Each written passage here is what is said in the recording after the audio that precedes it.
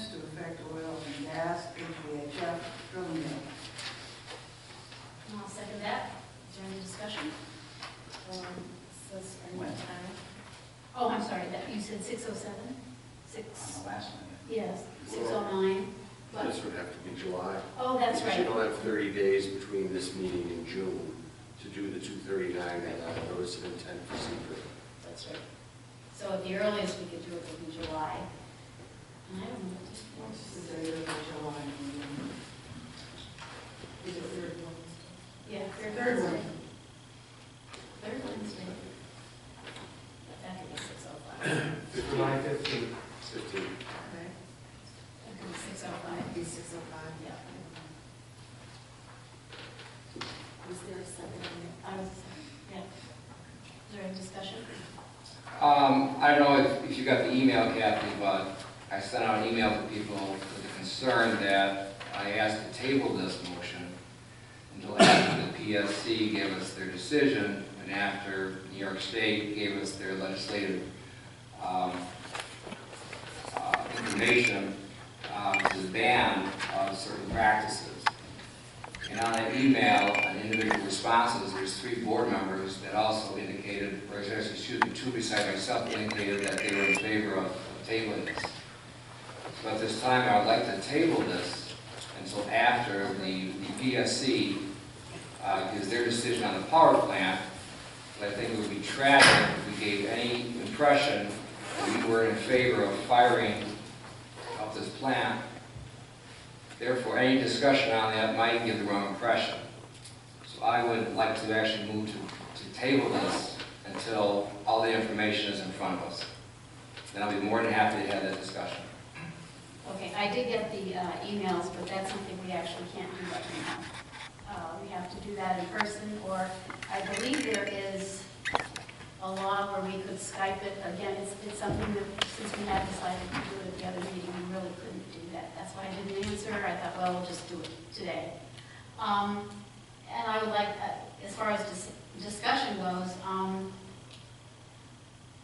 the decision by the PSC to repower Dunkirk was done very quickly, and we all know why, because Dunkirk supported it, and because the National Grid also, which is basically the equivalent of our NICEAG, wrote a very good letter in support of doing that. Now, we've had just the opposite happen here.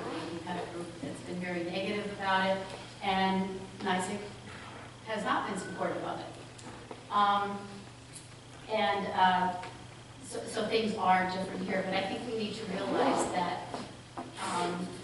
Senator Nozzolio and Representative Reed both said that these are 2 divergent issues, whether or not we allow drilling or whether or not AES is repowered. They really are not the same thing. Neither is the gas line, the distribution line that we want to bring in. And I will say, after having meetings with NICEAG, I think they're quite in favor of doing that because they'll have more customers, quite frankly. They'll make more money, so they're in favor of that. I don't think this will affect them at all. I felt like, since this was something that the drilling committee asked us to do, that this was something that we should put forth. I'm also going to say that I really wish we would get an answer from the PSC. This is a long time, and they keep coming. It makes you wonder, why? What is taking so long to give us an answer on this? And actually, I've chatted with Guy a lot about this because I am concerned that even if New York, I guess it would be a positive debt, right, as far as the drilling for the state, that doesn't mean that it's a positive declaration for municipalities. And that's what has me a little concerned, is that the gas companies could come in to a place where they think they would get a negative declaration and move forward. Can you explain that? I'm not doing a very good job. Well, it sort of dovetails with what I talked about before, and that is there was, as I said, celebration in some quarters and consternation in others when the governor announced that New York was banning certain types of hydrofracturing.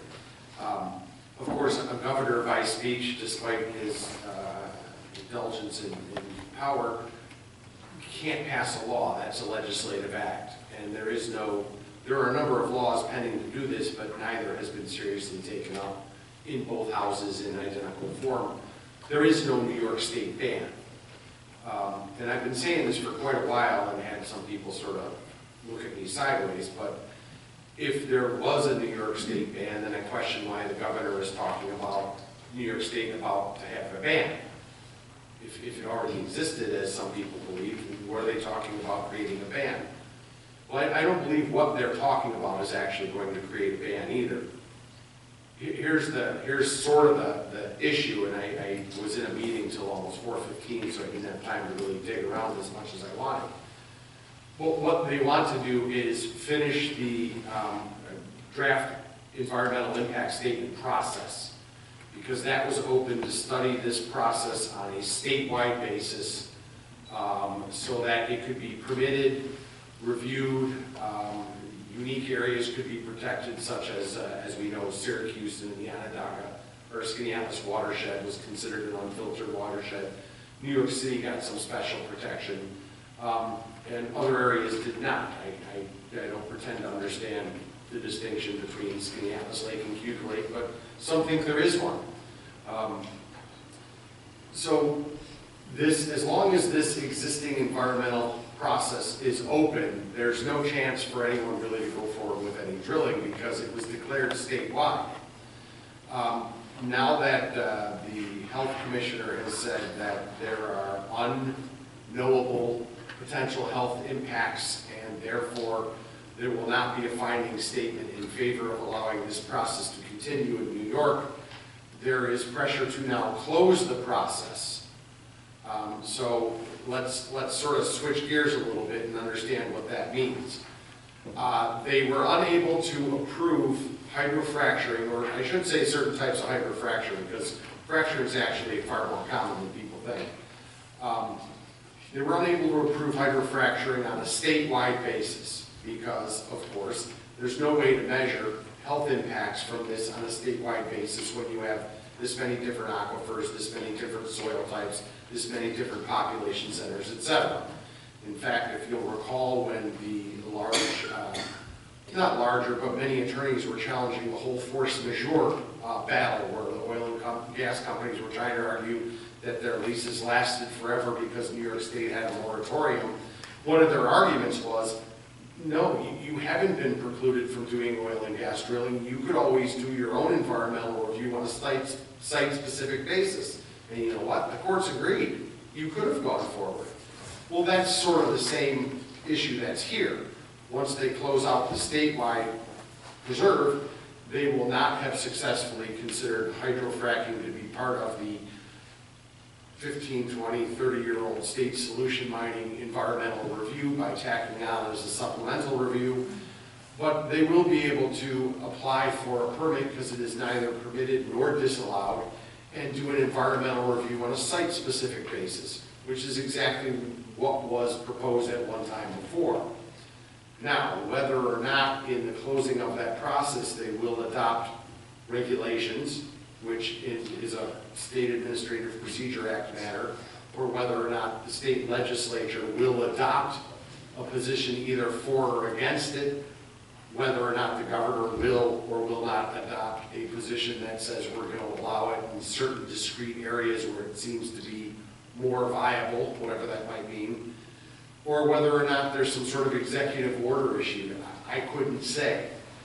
But there's not a ban now, and when they close the environmental review process, there will still not be a ban. So the terminology is slightly misused, and unfortunately, when most media is not interested in news but interested in sales, the bigger picture, the wide story, the broad paintbrush tends to work better. So there really have not been any serious explanations, as far as I've seen in mass media, I'll call it, between explaining that a ban, such as a moratorium, is a legislative act, and neither the government nor the DC have the authority to issue one. It would take an act of the state legislature, and as far as I've been able to tell, they haven't done anything. So that's sort of the position we're in. The state may be planning to do something. But if any of you here have any confidence in being able to predict what it is that the state's going to do, I'm all ears. Because I haven't been able to figure it out. I've been studying this issue for about 8 years in pretty regular, consistent depth. Everything from aquifer studies to the Onondaga watershed to road use agreements. And nobody has been able to predict what the state's going to do yet. And I presume that's a trend that will continue into the indefinite future. So let me ask you this then, if somebody wanted to drill today, could they? Well, yes, they can still do conventional drilling. They can still do solution drilling. They would not, as of right now, have an easy time going with any type of, for lack of a better term, non-conventional drilling because the permitting process and review process for that was subsumed by the state in this environmental review process. The SGICE, the draft generic environmental impact statement. But the minute that environmental impact statement process is closed, presumably they could apply for a permit and seek to do a site-specific environmental review. It might take them a long time to get through it, assuming that the lead agency, whatever agency that might end up being, issues a positive declaration of potential environmental impacts. But you always have the possibility that the lead agency will be a community that is either for or against this process for scientific or political reasons. And I'm not trying to judge on either side. There's good arguments on both sides of this issue. But you could tell almost to a degree of certainty merely by looking at a map whether you would get a positive declaration or a negative declaration based upon who the lead agency is, as opposed to based upon this process, New York's ability to regulate it, and whether it does or does not have significant negative impacts on the environment or public health. I mean, there's lots of studies out there saying both. And New York State has decided, at least the current health commissioner has decided that there's not any conclusive enough studies. I believe there probably are agencies within the state and municipalities within the state that do believe that the studies are conclusive and that do believe that it's an entirely safe and completely harmless process. Just as I believe there are communities that believe that it is the devil incarnate and spells the end of the world. So probably the truth is between those extremes. The problem is not that I think the town should be for or against fracking. That's an issue for you to decide as legislators. I think the issue is that regardless of what they do with this environmental review process, there has not been, and there probably still will not be, any kind of statewide ban. But, you know, New York's capable of surprising us, sometimes positively. My concern is not the public hearing or the ban of this process. My concern is the timing. I mean, it would be tragic if we gave the perception that perhaps swayed the PSC to not refire this plant with natural gas, considering this is the #1 taxpayer in this county. I'm simply asking to wait a few months until the PSC has given their answer. Remind me, because what we've done in the last 2 years is pass moratoriums. What we had, there was a moratorium, the first one that was passed, it lasted 1 year, and it listed the things that the town was going to study and review in that time frame. I think it was well understood that it was highly unlikely to get an updated comprehensive plan in a year. We did extend it in 2013. It did expire in May 2014, and the town did not reenact the moratorium at that time. That was not reenacting, it was part of the impetus that led the committee, as well as some residents, to request that we no longer proceed by a moratorium, but that the town consider an actual ban. Well, let me ask you this question then. A moratorium is usually predicated on certain things happening. And if that's the case, under certain conditions, can we put a moratorium on this until we have heard from the PSC, until we have heard from Albany? A moratorium on, On anything to do with this process? you probably could, but I'm not sure waiting to hear from a state agency is going to be the trigger that you would want to justify a moratorium legislatively. You would be perceiving a potential risk based on certain types of development, and for public health or public safety purposes, putting in a moratorium, for example, having an opportunity to look at potential highway impacts, so that you have an opportunity to do what you need to do to put in a road use regulation or develop a road use mechanism, much like I think Danby and Caroline and Ithaca and a few others have done. Zoning would be another, aquifer protection, CEAs, there's a group of them, and you used several of them in the past. You would have that option. It's not my place to say, but I'm not sure from the perspective of a commissioner of the Public Service Commission, assuming they have their eyes on Tompkins County, that a moratorium would make a grand distinction based on a ban. They're both prohibitions. But the fact that it's temporary, I don't know, I couldn't make that call. I'm simply looking at the time factor here.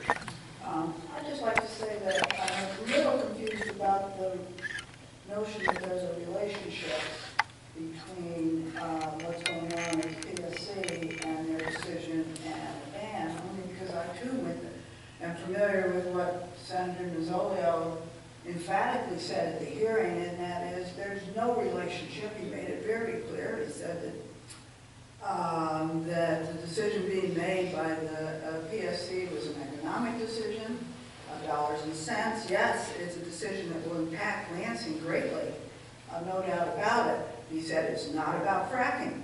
And then Senator Reed said the same thing. It's not about fracking. This is a decision about the economics of repowering and not repowering the gas line. So for that reason, I guess I don't see a reason to wait. I think the citizens of this town have said they would like the ban. I think they deserve to be protected, particularly for the possibility of some of the associated activities, more so than the actual drilling activity. I think it's the associated activities such as waste disposal that could occur here. And I don't think any of us are saying that, not necessarily against this. It's I would hate, personally, I would hate to have this go down the path and Senator Nozzolio will be wrong, or, well, we're relying on what he's saying to some extent, and if we can, I guess that's why I go back to the moratorium. We've done that in the past. If we would put another one in place, doesn't have to say that we're doing it and waiting for a decision by the PSC, but we know, that we're hoping that that will come in the next year's time frame. I mean, I think we've all supported the moratorium in the past, so I mean, our record is there. It's just getting really close to the, $11, and it would be a shame if this was the deciding factor by them to say, you know what, we're not going to. I guess I look at it as kind of like moratorium ban, the PSC is smart. They're not, they see the handwriting on the wall. I am concerned that it's taking them so long to make a decision, quite frankly, when they did Dunkirk, boom. But of course, Dunkirk had an awful lot of support from it. And let's face it, it has community support. It was people from the outside, not from this town, that were not supportive of doing it. Dunkirk also serves a much, it serves really Rochester, Buffalo. It serves a much, much bigger population base. But like I said, there's arguments for or against it, and to articulate what I think Ed said, not that I just want to make sure everybody understands. The the thinking has been, and it's not without some merit, that most of the people that serve on the Public Service Commission come from the energy sector. And those commissioners are particularly predisposed towards development of energy resources, and don't necessarily look at there being a grand distinction between one type of gas mining or another. So that this is a particular subset of the population that might be influenced by something like this, because they're generally in favor of development. Now, whether or not they notice or whether or not their decision would be punitive, I couldn't tell you. But the concern, that exact concern has been, it's not just Lansing where that concern has come up. That has come up in a number of places, and there are a fair number of, I'll just say, authoritative writers or administrative law practitioners who have said, yeah, this is a very pro-energy subset of the population. So that's, you know, there is some truth to not stepping on the toes, and you could go back and forth with this forever, because you know, how long do you want to be hostage to the politics of Albany? What if they take 2 more years to decide? So you've sort of, presenting both sides of it, there's good arguments for, there's good arguments against, there's good arguments for the timing, there's good arguments to schedule it, if you need to, kick it down the road another month, but how that comes out in the wash, you guys decide. I don't want to take one position or the other. There are 2 valid points of view here. Can we postpone this discussion for 2 months? We're scheduling for July. Can we postpone this discussion for 2 months? Let's see what 2 months and see what happens then. So you mean July?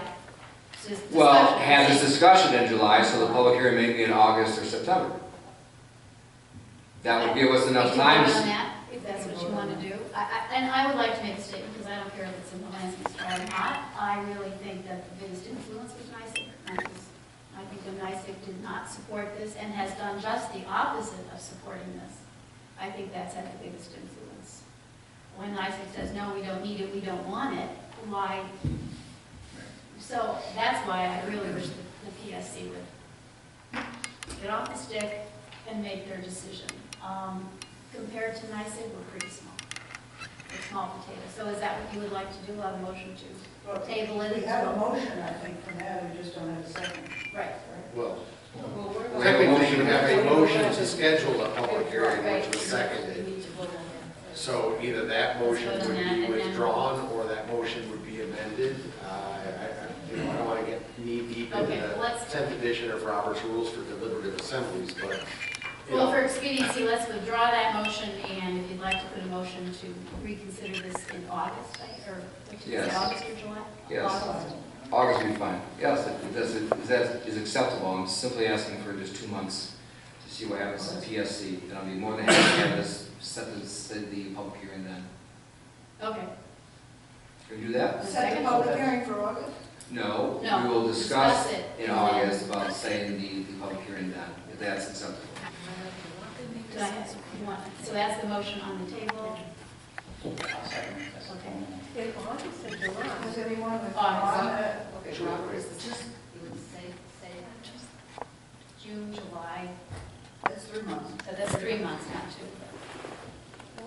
If you want July, that's workable. That would Okay, be 2 months. let's say July. Then July is fine. In 2 months? and 2 We'll have months. this discussion in July. All right. I'll second the amendment to well, yeah, technically it was Ruth's motion. Motion.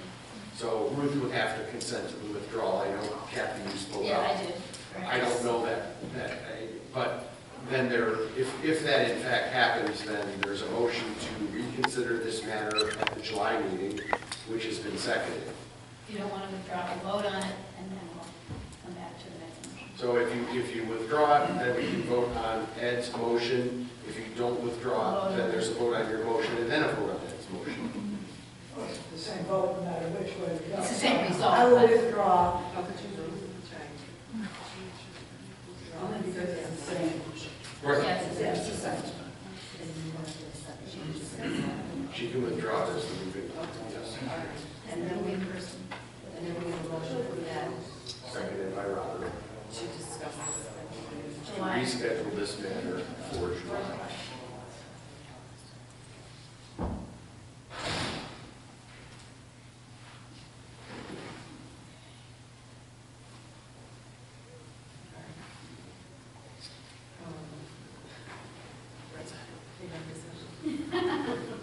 Robert Green, Yes.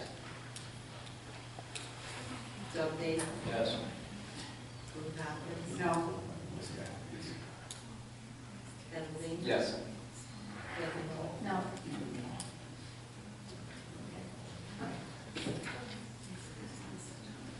Oh, I know who's next.